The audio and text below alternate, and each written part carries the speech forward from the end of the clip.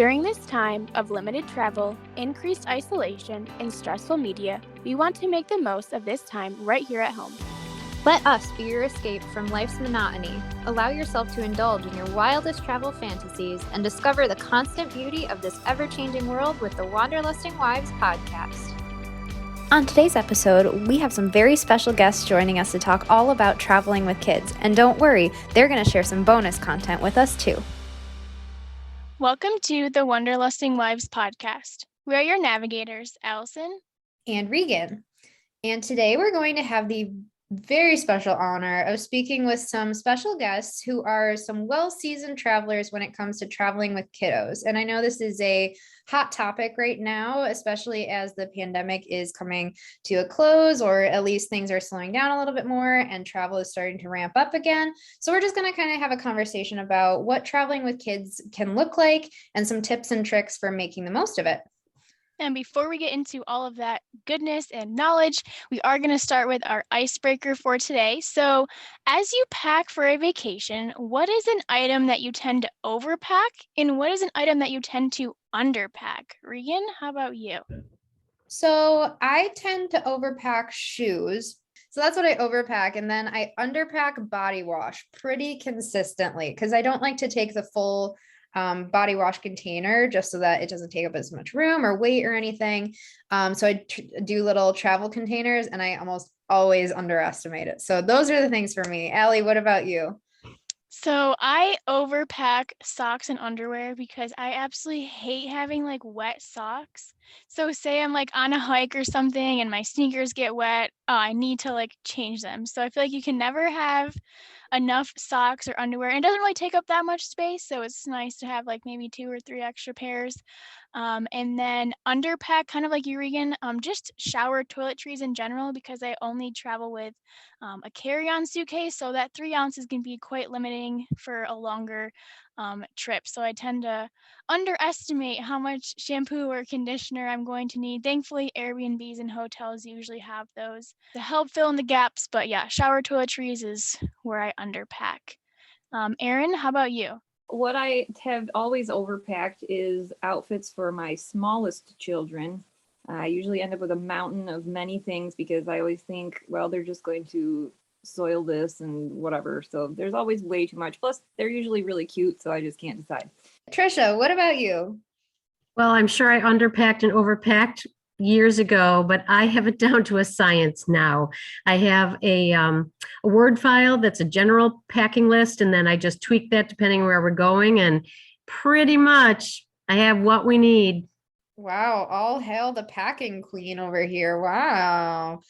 All right, so yeah, there's our icebreaker. And as you have learned now, our guests are Erin and Trisha. Erin is my older sister and Trisha is my mother.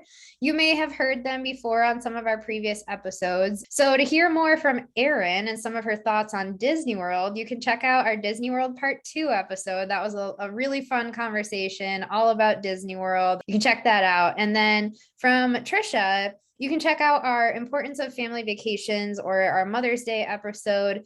She shared a lot of great knowledge with us, some really great memories, and it was just overall a really fun time having our moms on that episode.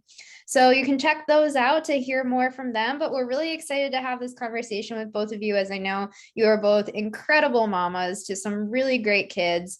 I'm partial because I'm one of them for my mom, but so yeah, here we go. We're so excited to have you, and we'll start off with some questions. Yeah, so welcome, Erin and Trisha. So throughout this podcast, we're going to have different categories.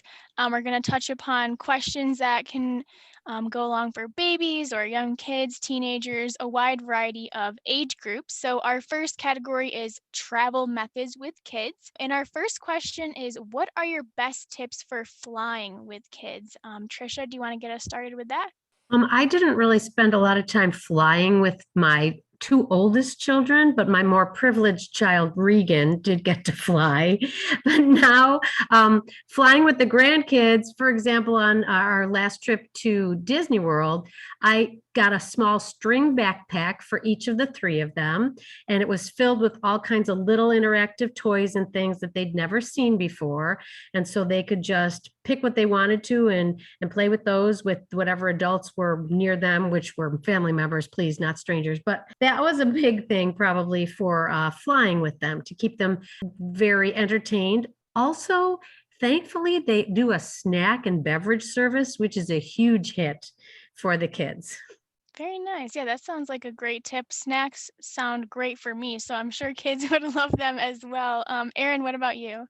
Yeah, those are the two big things I was thinking of. Just plenty of entertainment, preferably things they either haven't seen before or things that they haven't seen in a long time. The novelty of something new-ish is usually great. My kids are 8, 6, 3, and almost 1. The snacks for all 4 would be great. The thing with traveling with someone as tiny as a 1-year-old on a plane, I find, are the most challenging age.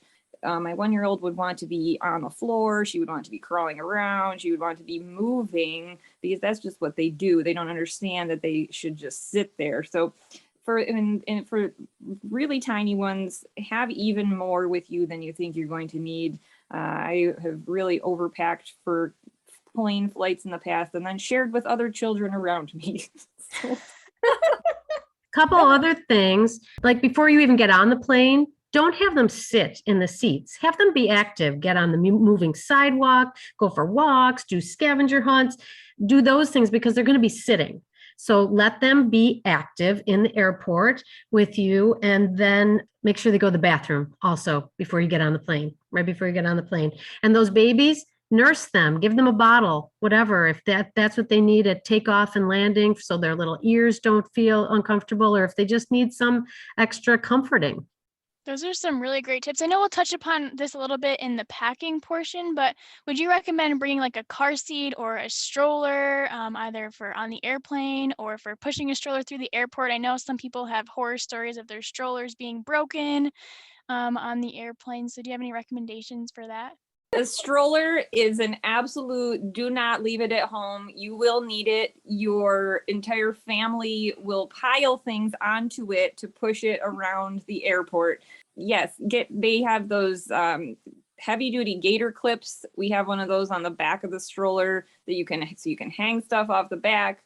The stroller is absolute, maybe even bring 2. And then as far as the car seat goes, if you have to check the car seat. Usually, I think you can if you have purchased a seat for the child if they're young enough. But if you do check the car seat, just be aware that the airline workers are not necessarily going to treat it gently. They are moving quickly. They have a job to get done. They are tossing stuff. They are throwing stuff. So that includes the car seats. We've watched them just get thrown and have had pieces of the car seats end up cracked, which obviously is not ideal. So just if you're going to be traveling with the car seat, checking it, be aware that could happen. They do make hard-sided cases you can put car seats in. I don't know what kind of price range those fall into, or you can buy an inexpensive one just for traveling purposes. And buying an inexpensive one for traveling is actually makes good sense, because if it's not as expensive as your one you always use, but it will be less than having to rent a super expensive car seat from a rental car agency. Yeah, thank you. And like one of the things that I was thinking about too was like, what are the tips for going to the bathroom and like feeding your kids and things like that. So I'm really glad that you covered that a little bit. And I wonder how it varies a little bit when you're talking about a road trip with kids. So can you talk about some of those tips that you might have for road trips with kids? Well, I have a lot of road trips tips because we took a lot of road trips with kids, long ones, with little ones as young as 1 year old, 3 years old across the country. I mean, we've taken a lot. Erin, sorry, I'll probably be saying a lot of the same things you would say, but one thing you might not think about, take a potty chair. It's going to be a lifesaver when your little one who is just potty training or is unable to hold it and you're in the middle of nowhere. You can stop and use the potty chair. When you are traveling, we would always, at gas stations and restaurant stops, we wouldn't stop and have the kids sit and eat. We'd have them be active. We would play follow the leader. I'd take jump ropes or frisbees or something. They'd be active on those stops. When we got back in the car is when we would eat. Things that are easy to use in your hands, not like bowls of soup. Things like that. In the car, I had a laundry basket of toys in our attic that the kids never saw unless we were going on a road trip. So they would always be so excited that, oh my gosh, we haven't seen these toys in a year or in months. And that's what they played with. As kids got older, I got a shoebox and I put parts of games that there's just cards to go with. It used to be like Trivial Pursuit and Password, but now there are a lot more modern games. You can just take a little section of the cards and you can do that like as a round robin or playing with teams in the car. And that all, like, you can fit 10 different parts of games into one little shoebox versus thinking how much space 10 boxes of games would take up. For all kids, no matter what their age, make sure, and the adults, that you're hydrating. Regan, as a teenager and adult, can tell you that can land you in the hospital if you haven't hydrated on a trip. You're not in your usual place in your house where you're drinking water at the usual times or whatever. It's different. And you have to almost like make yourself think about drinking. So make sure that you hydrate. Another thing I kept, it was under the passenger seat in a little shoebox kind of thing also, was extra things like extra underwear for the kids, some extra diapers in there, maybe wipes, maybe even shorts or little bottoms for the kids, because sometimes that happens with little ones. You have to suddenly change their outfit when you're out and about. And that's even like in your own neighborhood. Like when you go to the store, even that would come in handy. Band-Aids, whatever, put that in there. And I'll pass it over to Erin now. Yes, I have fond memories with that car laundry basket. There was that laundry basket. It was the road trip laundry basket. And I can still remember pretty much everything that was in it. So that is something, that idea of having a bag or box that is just for car trips is something I have carried on with my kids as well. One of the things that I've found that works really well in the car, and it gives them a little bit more flexibility with some of the things that they can actually do in the car, is packing cookie sheets or even shallow Sterilite drawers, just not the full unit, but just the drawer, the plastic drawer. They can do little puzzles on the cookie sheets, or even in the drawers with their little, this past time I packed, for our last road trip, I packed pencil boxes with even little Legos in them. That they could then build in those drawers. So it just kind of opens up what they're able to do on their lap if they have a solid surface that they can do something on. The other thing we've tried to do, if possible, is when we do have to make a stop, and if we are able to, if we're not in a super tight timetable, is find a playground along the route that's just a really obvious place to burn off some energy. And one more thing that I have recently begun bringing is plastic bowls or cups. That makes it much easier to pass out snacks from front to the back, or even food, or just in those trays and stuff make for eating are really good, so that they're not just balancing things on their lap. Something you can't do on the plane that you can do in a car is listen to an audiobook. We listened to the entire audiobook of The Wizard of Oz on our last road trip. We listened to the entire audiobook narrated by Anne Hathaway of The Wizard of Oz. And then, it's a family thing. We're doing it together. And also on Spotify, there's actually an entire playlist called Disney Storyteller. And it's pretty much every Disney movie you could ever want. There's an audio version of it on Spotify. Some of them even have music with them. So thinking outside of the just listen to music in the car, I highly recommend doing some kind of audiobooks, something like that, something the whole family can really enjoy. All right. Well, thank you for those tips. Those are super great. And I know that I'm going to use them when I have kids someday. So I do have a question, like, when you get to a destination, say it's a destination like New York City and you need to take the subway, or if you get to somewhere like Disney World and you have to take the bus to and from the parks or something, like, what are your tips for public transit with kids and like preparing them for that and safety and everything? I mean, it's really just the same kind of things you would expect in a parking lot, or anywhere you're out and about in a crowd of people. That's is another time strollers really come in handy. You can at least have one older child hold your hand, the other younger child's in the stroller. You don't need to keep looking around counting, where are my children? If you have tons of kids like I do, at least. Yeah, just keeping a hand on them, having them know that they need to just be near. And holding their hands is really important, especially when you're in a crowded place like New York City or any other city. And when you're using public transportation, if you have two adults, have one get on the transportation first and one at the end to make sure that nobody's straight off in between. Adult at the beginning and the end of each line, holding those kids' hands. Minimize the amount of luggage you're going to be walking around with also, so that your hands are free for your children, which is way more important than anything else you'd be carrying with you.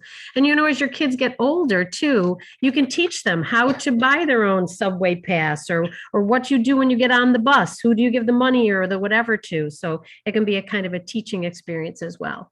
Yeah, those are really great tips for public transportation, because I know it can be overwhelming for adults. So I can't imagine having kids to keep track of as well. So thank you for those awesome tips. That moves us to packing. So I know we briefly mentioned packing a little bit with the airplanes, but what are some key items that you like to pack, Erin? Well, thinking specifically of the kids, one thing so I was trying to think of things, outside of the norm. Obviously, you pack diapers and clothes and all those things, but I think one of the big things that you can't just go to a store and buy, because that's, in recent years with 3 to 4 kids, packing can be just super stressful leading up to a vacation. There's so much to get ready. So I try and give myself a little grace and just think, if we forget something, we go to the store and get it. Well, there is one thing you cannot go to the store and get, and that is their special stuffed animals. So just make sure you don't leave the house without those. That's got to be an absolute essential, to double check and check that you have those with you. The other thing we've found that's kind of a little, I don't know, different, is that when we are on vacation, we like to cover up the windows where the rooms when we are sleeping, because some places we've stayed just have not room darkening blinds. So we have in the past actually packed large black garbage bags that can then be attached over the windows, because when you're traveling and on vacation with little kids, sleep with little kids, it doesn't always happen. But when you're on vacation, you really don't want the kids waking up super early, being then cranky, overtired. An overtired child is not a happy, I'm loving this vacation child, no matter how many fun things you're squeezing in that are specifically child friendly. We would say those garbage bags. If you don't have garbage bags, we've also used beach towels, sheets. Covering up those windows has really helped.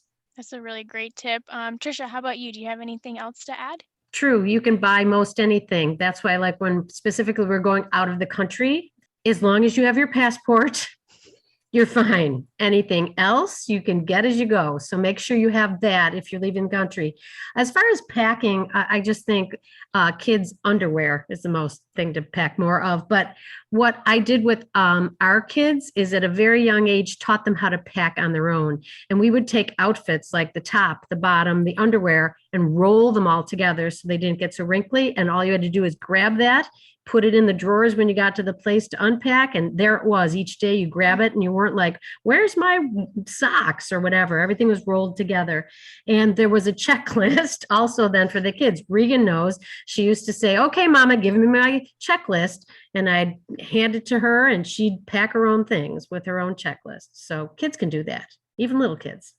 Yeah, I definitely remember that. And to this day, I still go by a lot of the tips that you taught me growing up, and like really kind of taking ownership also of the vacation and getting really excited in that way of like getting to pick my outfits that I was going to wear. That was always like part of the fun of the vacation too.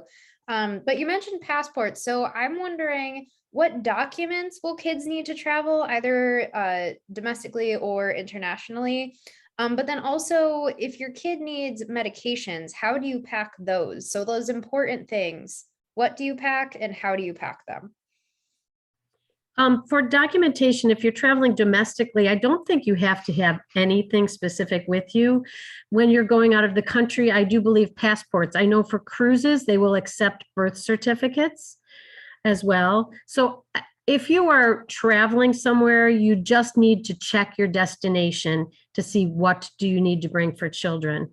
Packing medications is kind of the same as for your own medications. Make sure they are on your in your carry-on if you are flying, and keep if you're not traveling with your pharmacist, like Erin's family can do because she's married to one, then have your pharmacist's phone number in your phone. Have copies of or pictures of whatever medications the kids have. I remember being at my parents' cottage once. One of you children got sick, and I had the home phone number of our pharmacist because we knew him. And I called him on a weekend, and he called in, out of after hours, some prescription that we needed. So your pharmacist can come in handy as well. Trisha, maybe you can answer this question since I've traveled with your family quite a bit growing up. Wasn't there some kind of paper that my parents could sign to give you guys release if I needed to go to like a doctor or a hospital?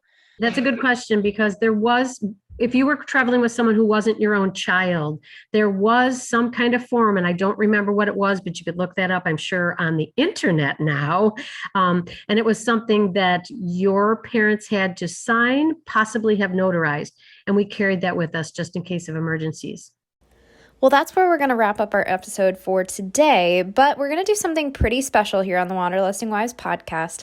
As you know, we've moved to an every other week posting schedule, but next week, the week following this episode, we are going to post some bonus content, some extra content on traveling with kids, because there's so much to learn and to know before you go traveling, so be sure to tune in next week for the next part of this series. Thanks for tuning in to the Wanderlusting Wives podcast. Come escape with us again every other Tuesday. Give us a subscribe and a follow on all of our social media and wherever you listen to your podcasts. And until we chat next time, wander on.